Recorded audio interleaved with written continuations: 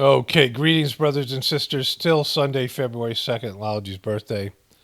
Went for a nice drive. I wanted to add a little bit to the audio I started that I put up yesterday on the Gratefullnes Meditation channel, and this will also be in the Journey series. One thing I want to talk about is, transmission and the cleaning process is something different, right?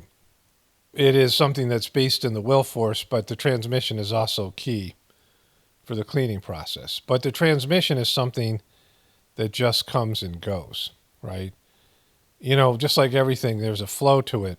I went on a drive. I had to pick up I went to get some kimchi. There's a certain kind of kimchi my wife and I really like, and it has horseradish in it. And you have to go to these health food markets, and various stores only carry, they carry the brand, but not the specific kimchi. Also, they have a sauerkraut with apples in it.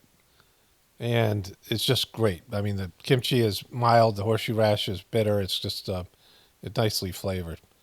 And my wife and I eat it regularly for our guts, like every day. And I thought we had some, but we didn't. And she was going to pick some up, but I decided just to go and get it done. And, I listened to some music, and, they talk about how sometimes the venom heals. Like, this stuff with snake venom is also the antidote is within the venom itself. And, music can make my headache worse, noise, but sometimes it'll make it better. It'll just shift my emotional mood, the vibrations of the music, and sometimes driving and that. And actually, my headache was already kind of gone, and I kind of turned the corner. And so there was that element of it. And, there's things that are just riding the ups and downs of life and things. And transmission is like that. As a preceptor, you sit there and have the idea that the transmission is coming through, and you open yourself up as a conduit, and then the transmission flows from the source, and all you can do is open yourself up, and the transmission will come or not, or whatever form or whatever it is, right? And so it's not something that's controllable. The cleaning process takes preceptors and a master and the Abhyasi all using their will force.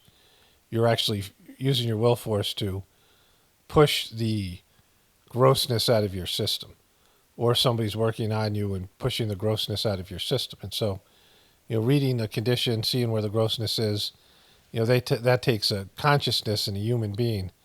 It can be done from like the brighter world, but it's not as easy for a disembodied soul to engage in this process. So the cleaning can be done by a suggestion that such and such a point will be cleaned, and then, or such and such a samskara will be cleaned, and then through the process of going to the gathering or living your life, the things will come up, and your samskara will be cleaned off, just like it would be naturally, but in a much more expeditious way, in a way that is minimized as well, the effects of it. And that's one of the beauties of the system, but the energy itself, the transmission has to be there as well.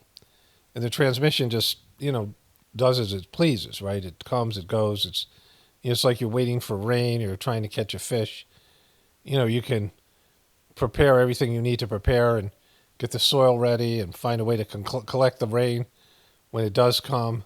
Any number of things you can do.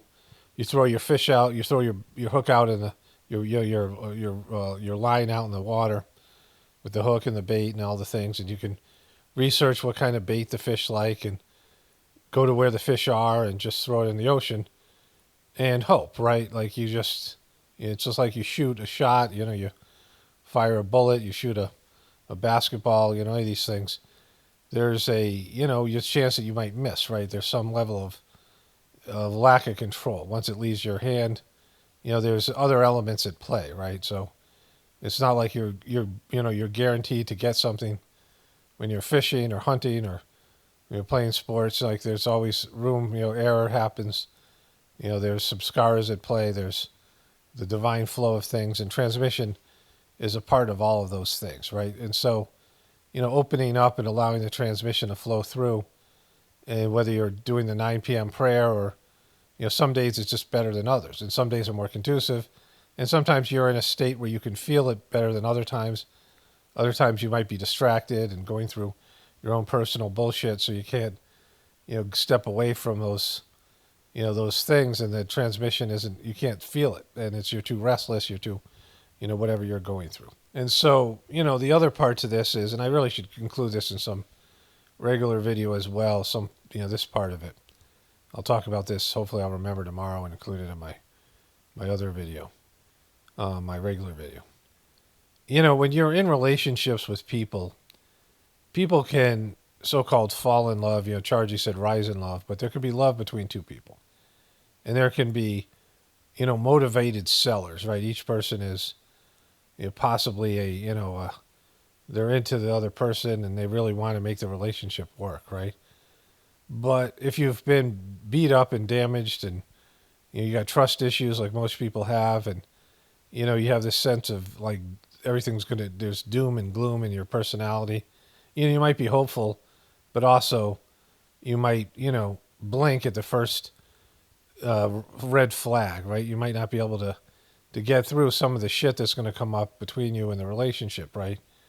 And so, when people are so beaten down, they just can't absorb the many issues that come up. And I'm just talking about this in terms of a romantic relationship, but it could be any kind of relationship or partnership or, job or whatever.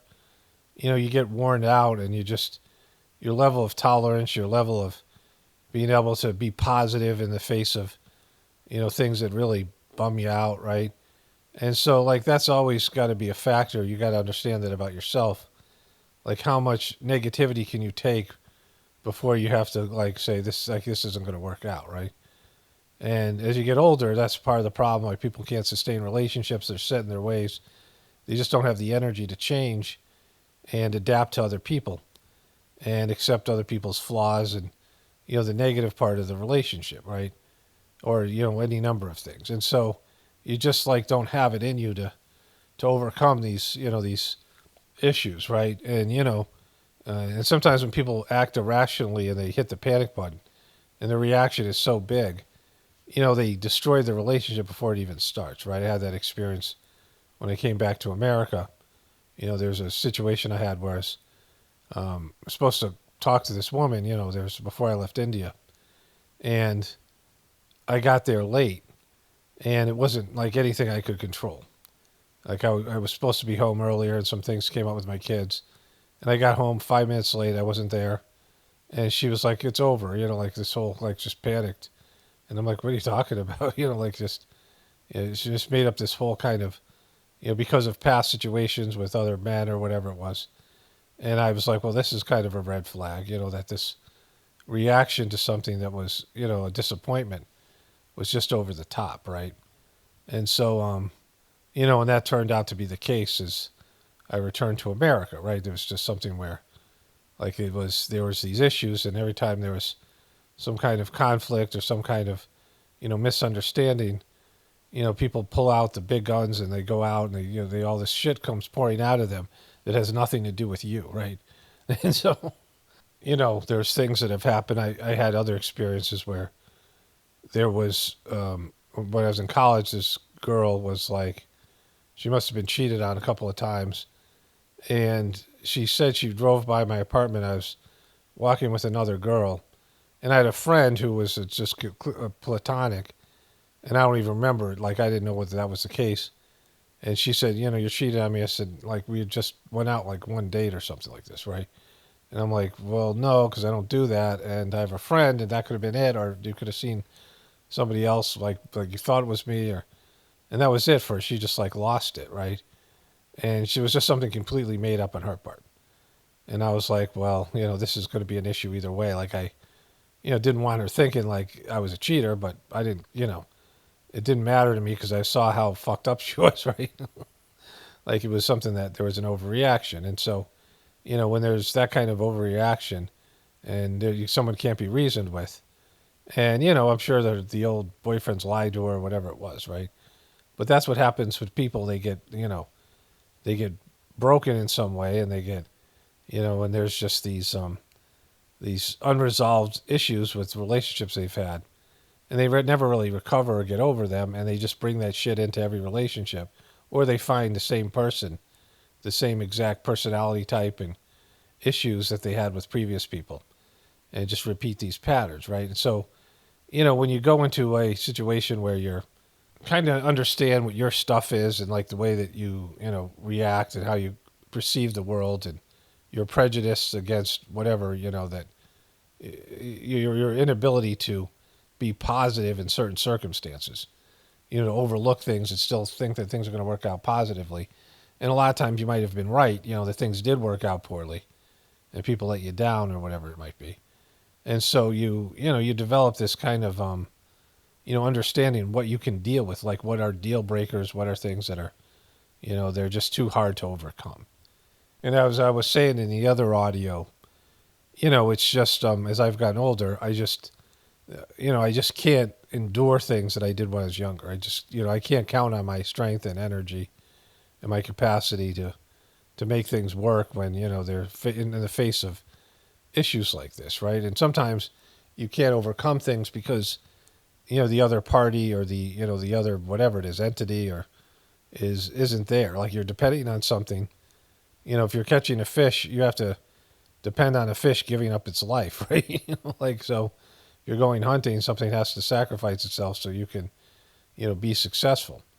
And so maybe something's not willing to do that, right? And so, in any kind of a relationship or any kind of movement that you get involved, when there's more than one person involved, when there's, X factors, other people, and you have to count on them to come through, and, when you develop some natural and logical lack of faith in human beings, which we all develop because people have let us down before, and people are flawed and they oftentimes they fail us, right? So you can see that people can be trusted to, when things are going well, to keep on going with something, right? But when things go south, when things get difficult, people's stuff comes out, right? And so how do you deal with that? How do people realize that within themselves, have some self-awareness, right?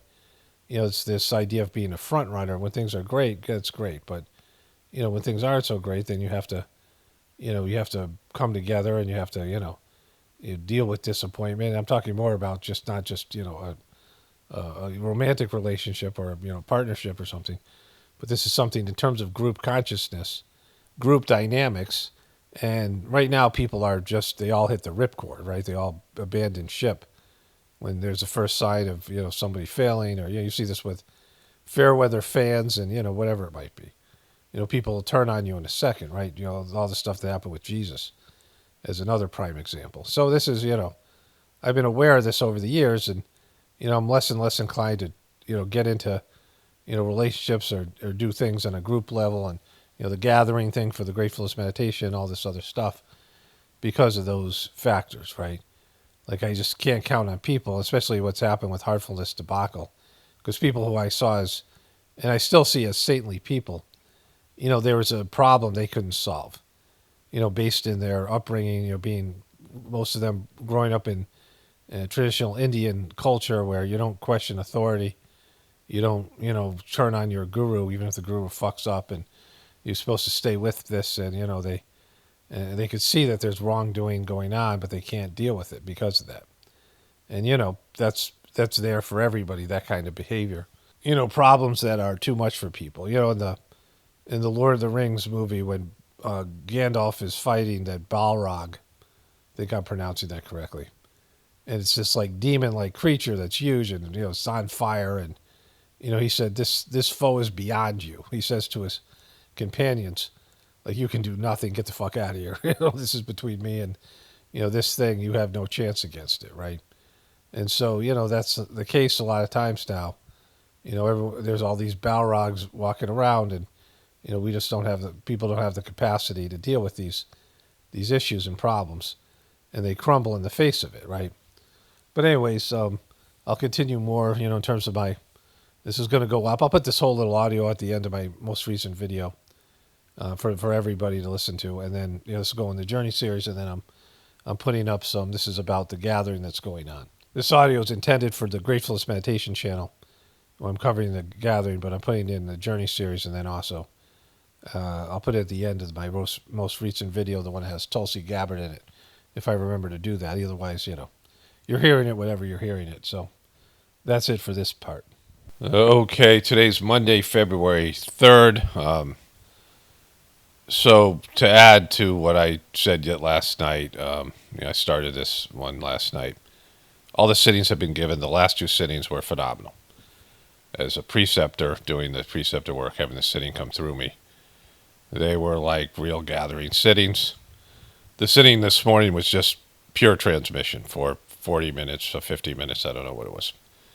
It was just all transmission, no cleaning, which, um, these gatherings are supposed to be game changers. They're, transcendent. They're supposed to be, huge boosts to the system. And so you had these three gatherings. The first Lology gathering I went to.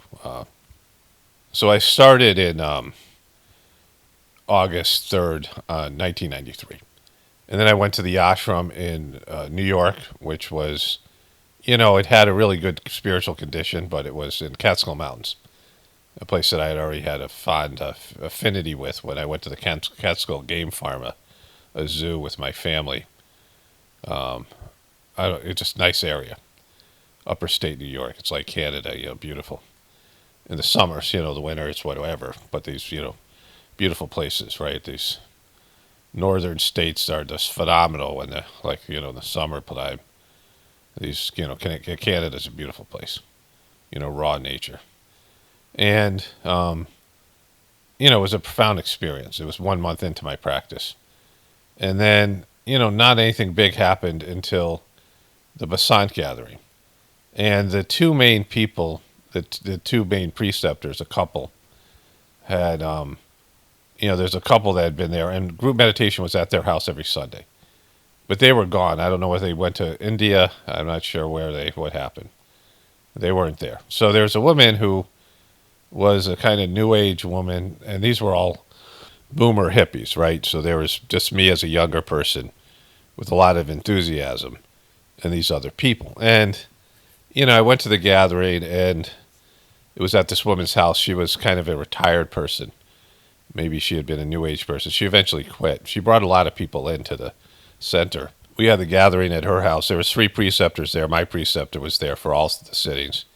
And these other 2 preceptors came and went. And we hung out. I didn't really have much in common with the people. Well, let me just go back a moment here.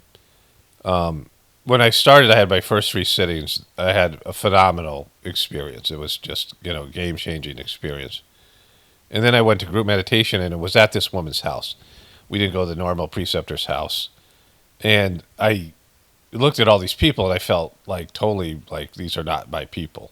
Right? These are not, they were all, upper middle class people in their 40s and 50s who were new agey type of people. And they were, there weren't people I knew how to talk to, or, I was, I was just turned 30, but I was still, a younger person, like just living a younger person's life. And these people were not people I had any social contact with, right? People who were into spirituality, but they were, mostly professionals and, whatever they were, whatever they were. And this woman was older. And I didn't really know how to talk to these people, right? Like there was just no, much common ground other than me saying, wow, this is amazing, this system. And I didn't really have a good experience in the satsang. I felt self-conscious, and this group set meditation wasn't that good. And so I returned to this house for the Basant gathering, but the energy was totally different. It was amazing. The group meditations were amazing. And there's a guy who eventually would create a meditation hall there. The guy has quit since he didn't like the other people doing them. He even wrote an article about it. And he quit, very angry with the people in the organization. He had a lot of problems. He went to India quite a bit. He was really into it at a time. But the people around Charji and some of the things that happened, and he had to sit down with Charji, and Charji answered all of his concerns. But the guy still didn't stay, like he just, whatever reason. But he was just made a preceptor, and he gave a sitting, and the sitting went over an hour, and the guy obviously who had a wife, his wife didn't show up, and his wife is still practicing now. His wife was connected to my ex. I think my ex told her about this. And she was never really into it. She didn't go with him to India. She wasn't into it. But when he quit, she got into it. Like, it's just a weird thing. She was a preceptor. but she didn't come to this thing, right? And they had a family thing, or they had some kind of social engagement. I had gone up to this guy's the guy who drove the first time I went to the New York gathering, and I was with him and another preceptor, who was a senior preceptor in Boston, who came down and drove down together with him, and his wife didn't go, but there was another person, and my brother was there, and he showed up because he was living out there in Great Barrington, Massachusetts, which is really connected to the upper state New York, so it's a whole thing. And so, but the guy gets up and he just leaves, and my preceptor goes, "The sitting's not over." The transmission's still going on, and so this guy didn't really know how to give sittings, and he left while the transmission was still flowing. And we meditated for another 10 minutes. Everyone just closed their eyes because we could all feel the transmission. It was kind of weird. And then the guy kind of had to apologize, but it was like a big experience. I'm like, wow, this is a major, there's all these gatherings like this. I couldn't believe how, like, it was just going to a different plane of existence. Like I just, it's like almost like leaving your body and just sort of, you're kind of just eating and you're doing whatever, like you're not even paying attention to your physical life. You're in heaven. Like you're just, your soul has just gone to a better place, and your body's just like a robot. Like you're kind of not really paying attention to it. You're just like, how did I get home? Like, you drove home or whatever. Like, you were able to drive home, but you don't remember it. Like, it's just, like, I wanted to stare at the wall and just,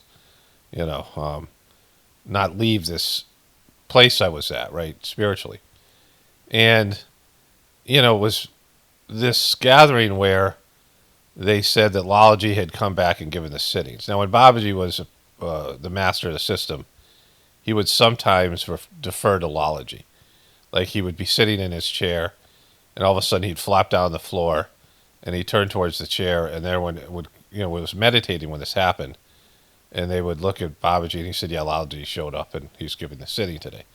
And there were times, like, in Charji's diary, Lalaji was the first master, and Babaji was his disciple. And Charji was Babaji's disciple, and his successor. And Babaji say, I was talking to Lalaji, and Lalaji, I wanted to do this work for you. And Lalaji said, if you don't want to do it, send them to me. And Lalaji's going to give him a sitting, and sometimes Babaji would sit next to Charji, and there'd be an empty chair, and Lalaji would be there giving the sitting. But they said that Lalaji came back for this specific gathering and gave all the sittings in the etheric form, which of course happens through the preceptors of the masters anyway, but it was something even more special. And so, like, there was this element where sometimes there was that the previous one, the Adi Guru, as they would call it in India, would come back and just do all the do the work and these things. And there's times that they said this about Babaji coming back, and now it's like it's essential really that this happens because of Daji being a piece of shit and all these things, right? But these gatherings, people would all of a sudden who hadn't practiced. There was two kinds of gatherings. There was the birthday gatherings, and then the Charji would come to America. And it seemed like when Charji came to America, it was much more profound than the gatherings of these birthdays, because he just brought to him this energy. And whenever he would show up, there would be people who hadn't been to group meditation would just come back on their own. Like, they wouldn't even know Charji's coming. They might be new. They might be, they're out of contact. But a couple of months before he came, they'd start showing up, and then new people would start, and you'd have like 8 or 9 people that were there usually. There might be 12, 15 people that would come to group meditation. All of a sudden, it was like 50 or 60 people. It was crazy. And then after he would come and be in America, new people would start, and people would come back too. So these, there was just this period of time where, people would just pick up on it. It wasn't something like, there was some, grapevine and people like, oh, Charji's coming. Sometimes that would happen, but mostly not. Like, most people didn't have much of a relationship with him because they were new, or they were, they were just people circling the fire. And then the people who regularly did their practice would get better.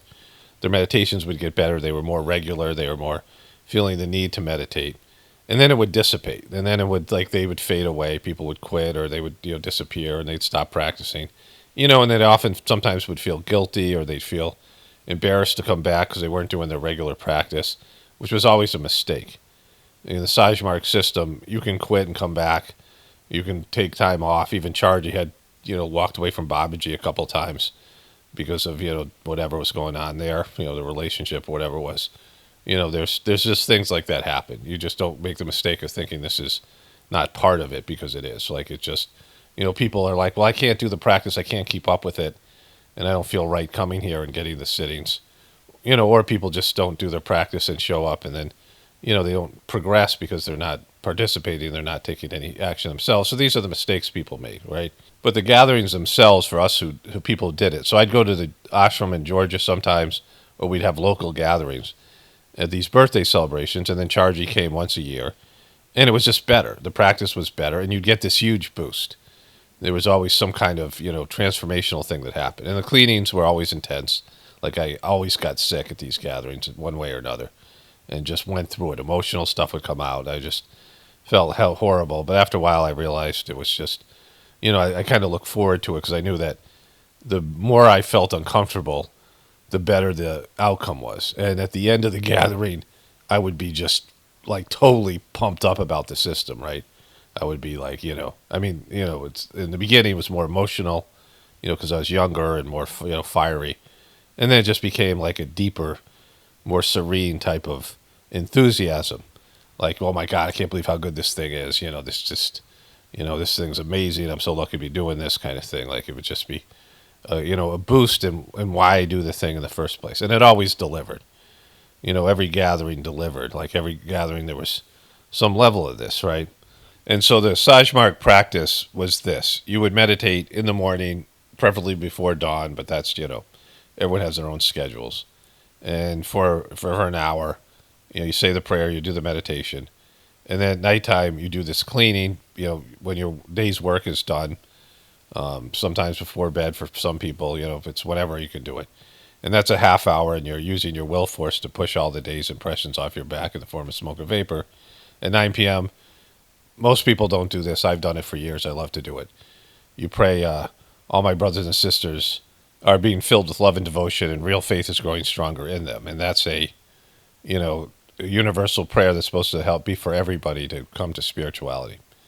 And there's transmission that passes through you at the end, sometimes through the whole thing, and I just really enjoy it. My wife and I shut off the TV and do the prayer together every night. I've done it for years. And then before you go to bed, you say the mission prayer 3 times, a couple times, and meditate on it, and then sort of go to sleep with that. The mission prayer connects you to the source, and then you wake up and do it again. And then once a week or once every 2 weeks, you'd go to a preceptor's house and get an individual sitting. And then you're supposed to read the literature when your free time, to know what you were getting, especially in the beginning when you just needed to understand the philosophy. And then there'd be group meditation. We had one on Wednesday night, and then the big one on Sunday. More people go to the Sunday one would be like 3 times more crowded than the Wednesday night. And that's what I did for years, in terms of this. There were 6 preceptors. I went to my preceptor most of the time for individual sittings, but I went to the other preceptors. I went once a week. And then I just dove into the practice. And then there would be these gatherings, which would be either at people's houses or at the ashram, or you could go to India.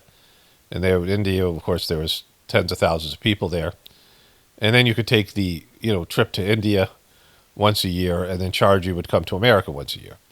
And each of these, gatherings and visits with Chargy, going to India, you would get a phenomenal boost. Like, there would be something happens where it would be, just confirming that this was some great system in practice, right?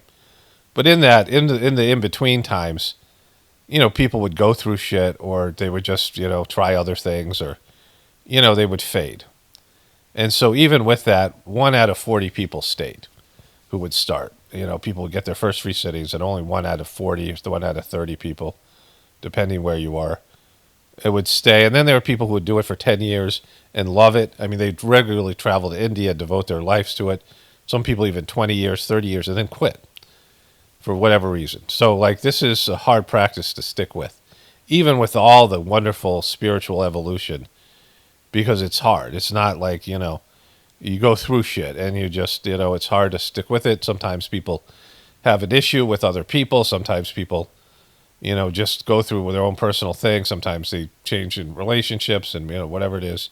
Sometimes they just fade away, like they stop doing it, they lose interest in it. But even with all the infrastructure, and there's all these books, and books were coming out regularly, and there was videos and talks, and just things and people that you would go. And some of the preceptors were saints. Some of the people in the mission were just like people who were phenomenal people. Like they were a good example of the system. And then the master himself being around him, he just radiated the energy, right? So, in this, these gatherings started off being pretty good with Daji.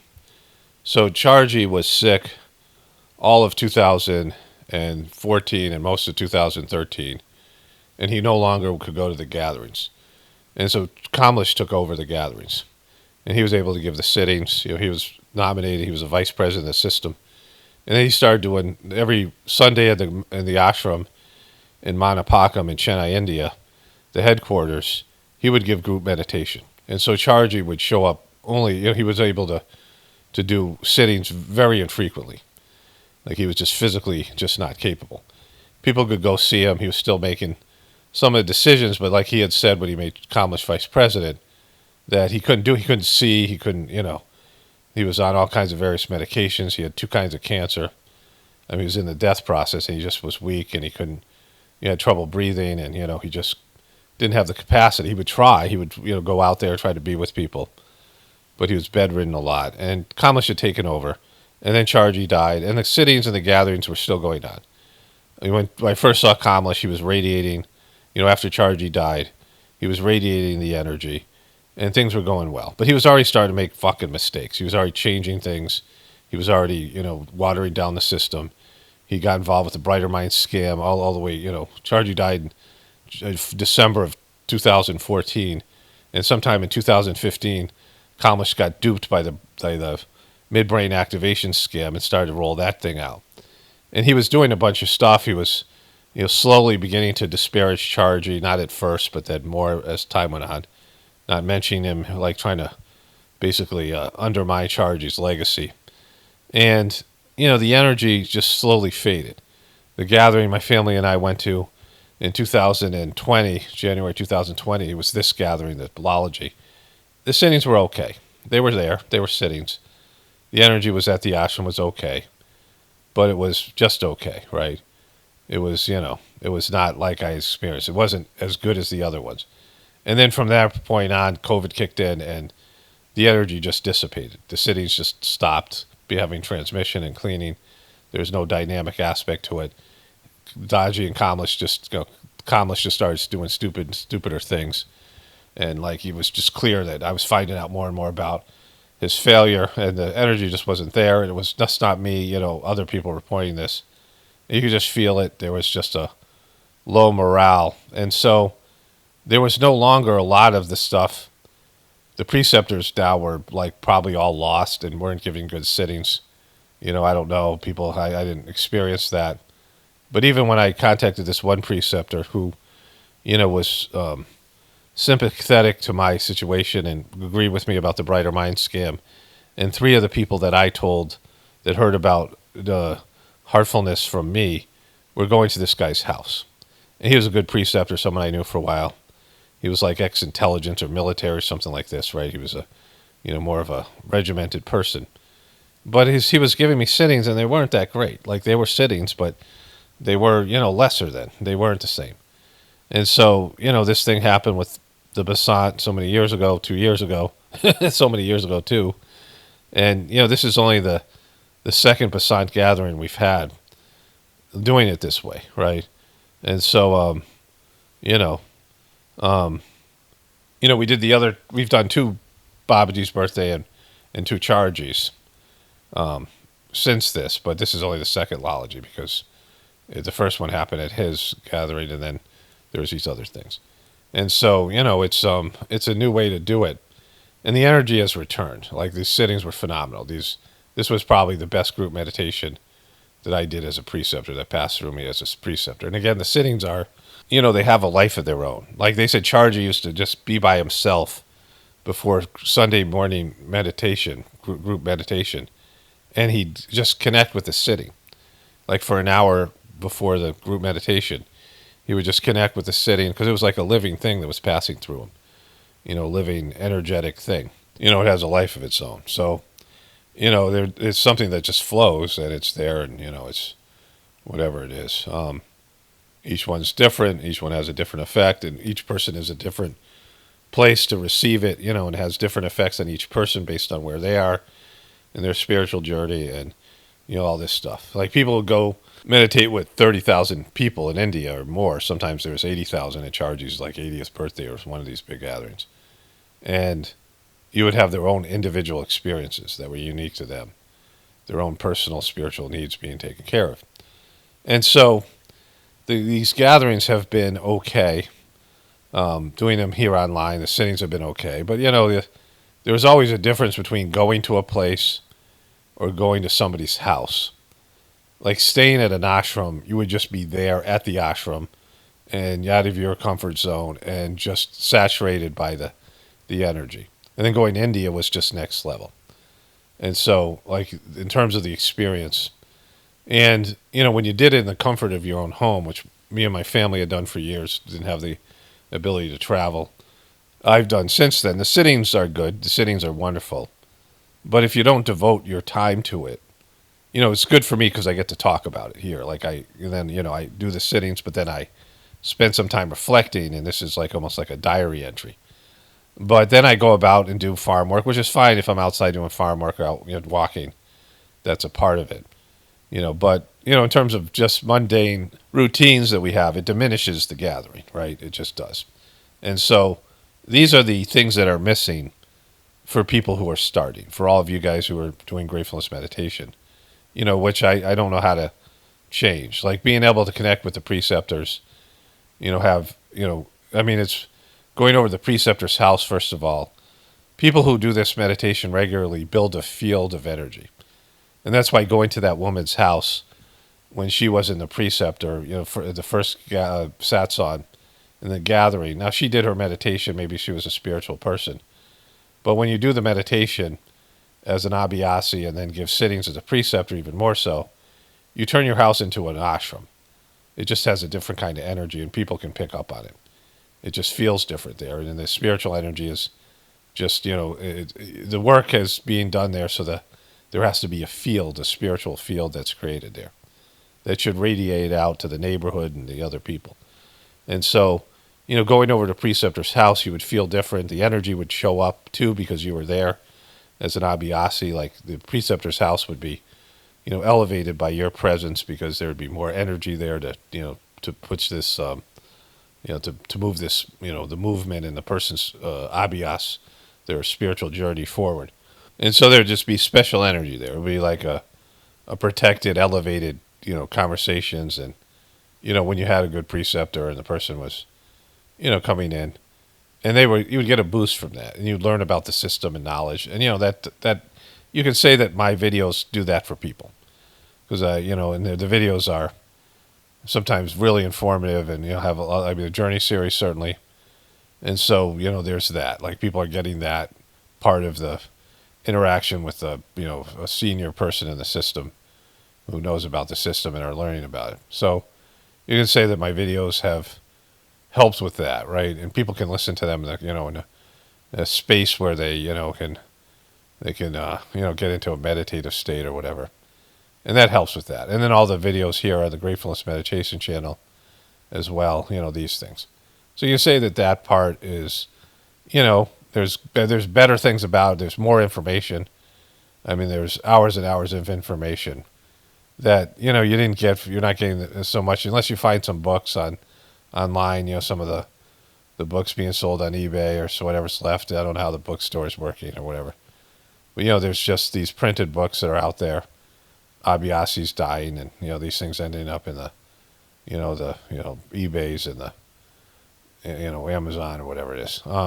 And some of these books, Babaji's 5 books and Chargie's My Master, and some of these things are available for free to read online. So there's those things, right?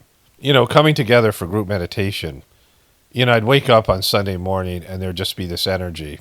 Sometimes I'd feel kind of frustrated, or just, cleaning stuff would be going on. But the drive to meditation was almost like the meditation itself. Like, there was just anticipation, and then I'd go to the preceptor's house or the ashram or the, wherever it was. And so that stuff's missing, right? The travel, going somewhere out. There's benefits to the comfort of your own home as well. But you have to be more disciplined. And, like before and after group meditation, you have your mundane routine and your lifestyle, whatever, that interferes with, fully focusing on the thing, like where you're not devoting like a whole, day or half a day to the group meditation where you're traveling and these things. And so, that's missing. So that's, but the gatherings and these other things, and then having, I don't know how to make preceptors, so, like this, there's issues with the Gratefullness meditation. Like it's, how to continue this thing down the road. And the other thing is having authority, having somebody of authority over you. And I don't like it. Like I'm a kind of rebellious person, I truther stuff, and, I have resistance to authority figures, and, it's really served me well in everything but my spiritual life. Because, lots of authority figures are just bullshit. My parents sucked, and, it is what it is, like in terms of, people you have. But I'm not somebody who did well with coaching. Like I could have been a better athlete, but I was not someone who had responded to coaching very well. And then, some of the other aspects of the thing, right? And that hasn't been great. But I recognize in the spiritual field, you need it. And people like really have trouble in the West with the idea of a spiritual master. But it's the one area more than anything else. I mean, you always need teachers. You always need people who, you're learning from people, even if it's just through books and things. But in the Sahaj Marg system and the guru tradition, it does a couple of things. Number one, if you're connected directly to God and you have some success, inevitably your ego gets in the way. You start thinking it's all about you. You think you're God, these things. If this happened to Jesus and these other people, lots of saints, it's hard. People start coming to you and tell you how great you are, and you build this sort of following, and you forget about God.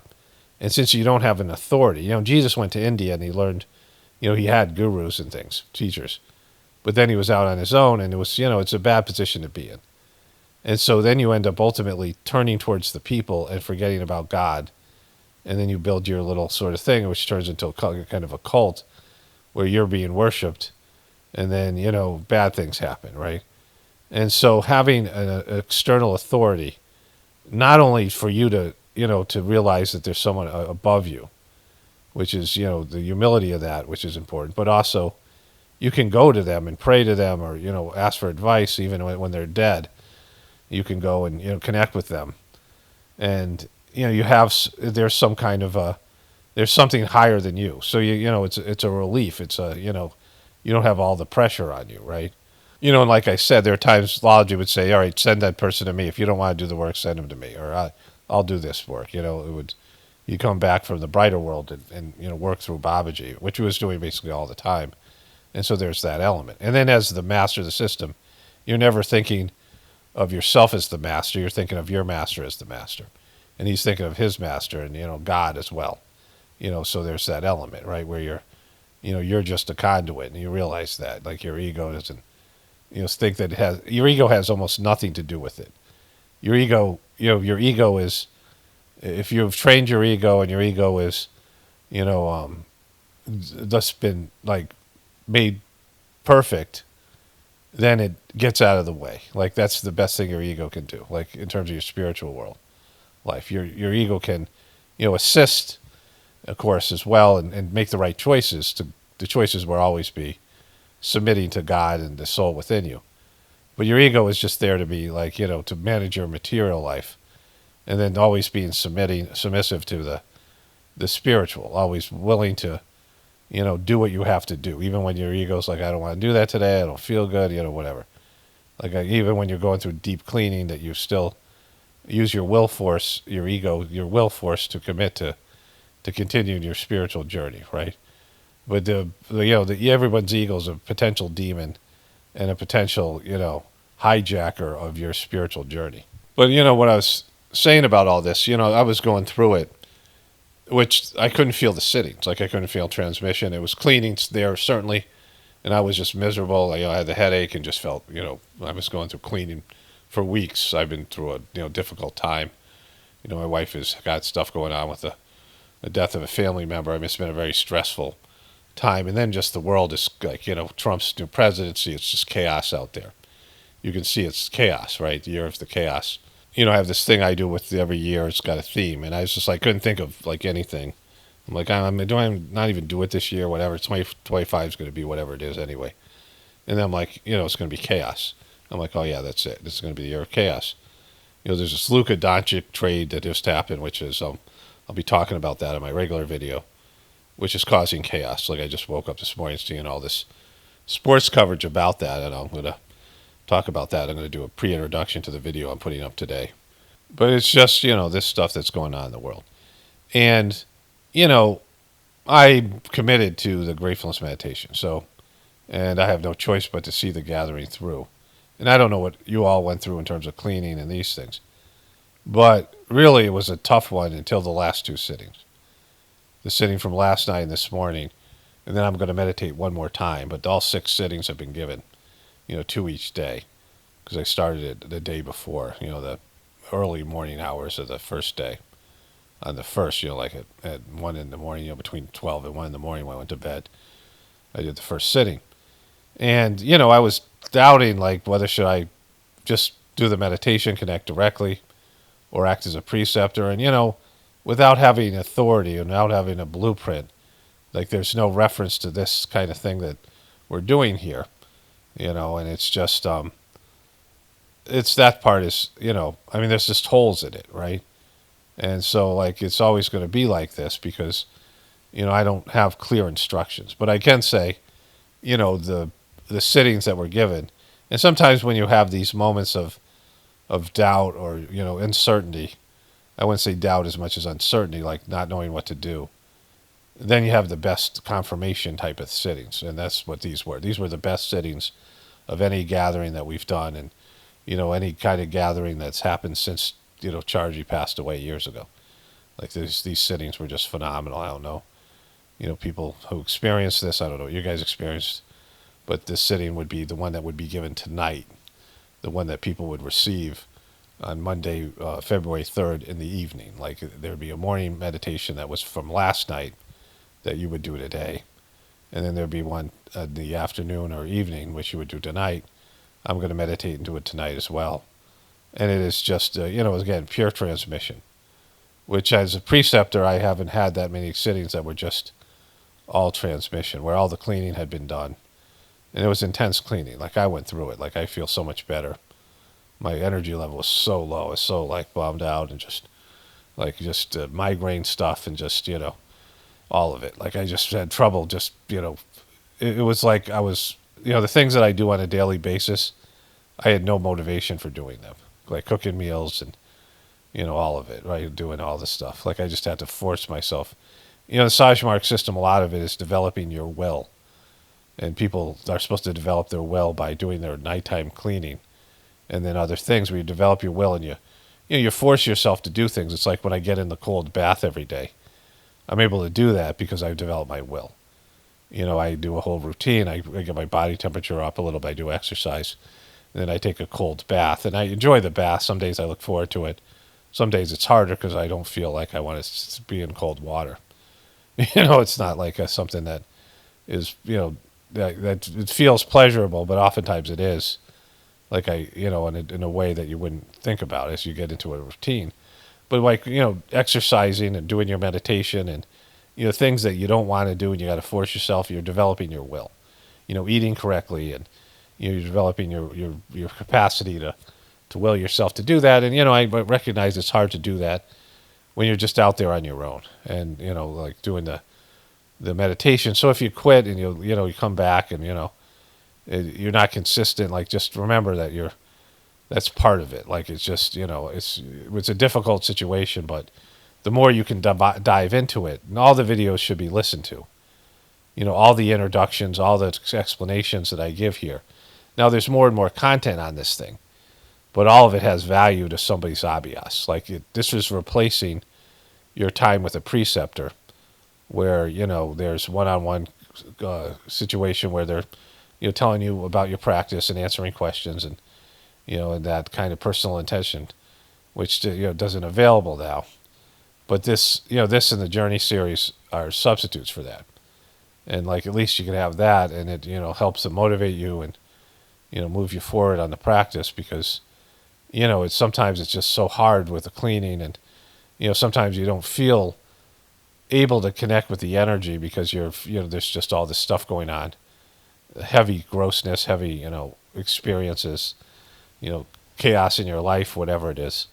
And so it's hard to settle down, meditate, and it's too much mental noise and too much emotional distractions and things. It's hard to focus on the meditation. But if you look at that as like part of it, like that's not a sign that you're doing it wrong. This is not some blissed out acid trip kind of thing or whatever. This is pure 100% about elevating your spiritual condition and going on your spiritual journey. And some of it sucks.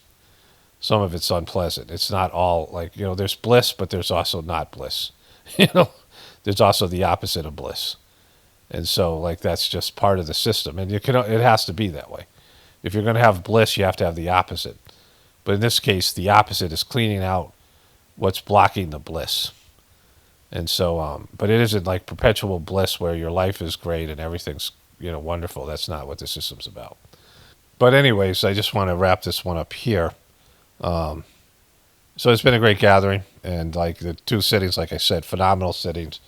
And I feel kind of reinvigorated, which is supposed to happen. I'm going to do the meditation tonight. So I'll probably have one more of these things tomorrow. These sort of reflections of the gathering on the Gratefullnes Meditation channel. And then, of course, this will be a part of the Journey series. I might put this one also in the end of a video on my regular channel, just so everyone, more people get access to it. We'll see about that. I'll make a video today that I'm going to already put one of these, the last one from day one, the first audio I'm going to put in the end of my video I'm making today, just to give more people access to these ideas. But anyways, that's it for this one. Only spirituality will save this world. It's Paul Romano, definitely important for the Apocalaughs. And the Ascension, everyone have a blessed day and be grateful.